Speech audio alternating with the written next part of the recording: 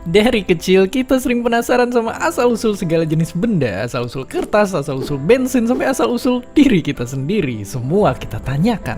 Tapi rasa penasaran kita nggak akan berhenti di sana. Pertanyaan terbesar lalu muncul tentang asal-usul alam semesta.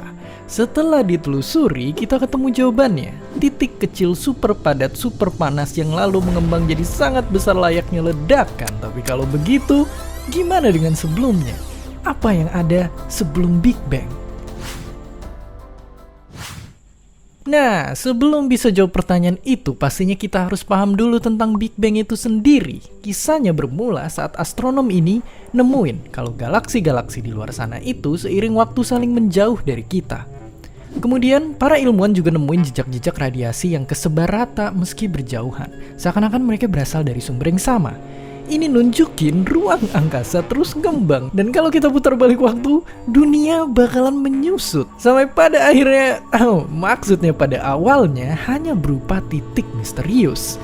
Tapi kembali ke pertanyaan awal, apa yang terjadi sebelum titik ini?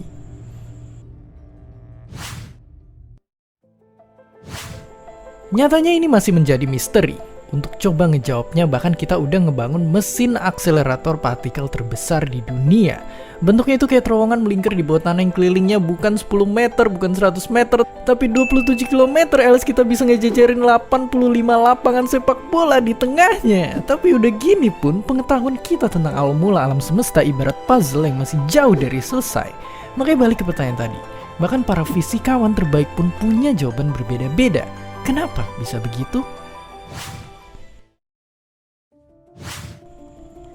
Untuk bisa ngelihat alasannya, kita mesti tahu dulu sebenarnya apa wujud dunia ini. Banyak dari kita nganggep dunia itu berisi objek-objek yang saling tarik-menarik. Tapi kemudian Einstein menantang anggapan itu. Dunia kita itu ternyata seperti kain. Einstein juga nemuin kalau ternyata ruang dan waktu itu bukan benda yang terpisah, tapi satu kesatuan dalam bentuk kain ini. Dan kalau ada benda yang berat, ia bisa bengkok dan bikin efek gravitasi. Kain yang dinamakan ruang waktu ini terbentuk saat Big Bang. Jadi sebelum Big Bang bahkan waktu itu sendiri belum ada. Bayangin ini ibarat kita ada di pusat kutub selatan dan selayaknya nggak ada yang lebih selatan lagi dari pusat kutub selatan. Jadi nggak ada yang namanya waktu sebelum Big Bang. Tapi sekarang coba kita lihat hipotesis alternatifnya. Beberapa orang nggak sepakat sama teori Big Bang karena masih belum jelas apa yang bikin titik ini tiba-tiba mengembang. Makanya ada konsep yang bilang bahwa titik ini ternyata berasal dari alam semesta yang pernah ada dan menyusut menjadi black hole, melahap seluruh dunia, dan runtuh jadi sang titik misterius yang lalu kedorong untuk ngembang dan ngulang semuanya lagi dari awal.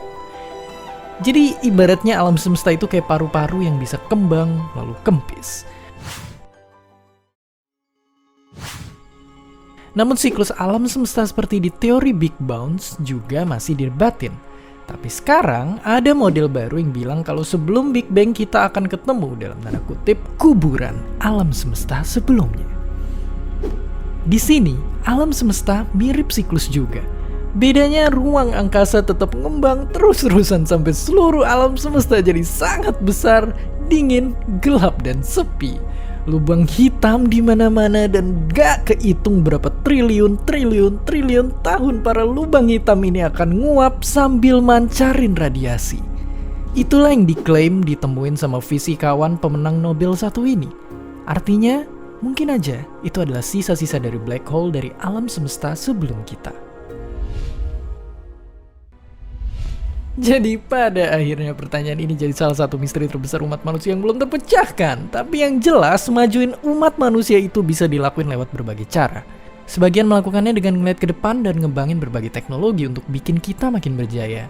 Dan sebagian sisanya dengan ngeliat ke belakang untuk benar-benar belajar dan memahami posisi kita di jagat raya semesta ini. Dan seperti biasa, terima kasih.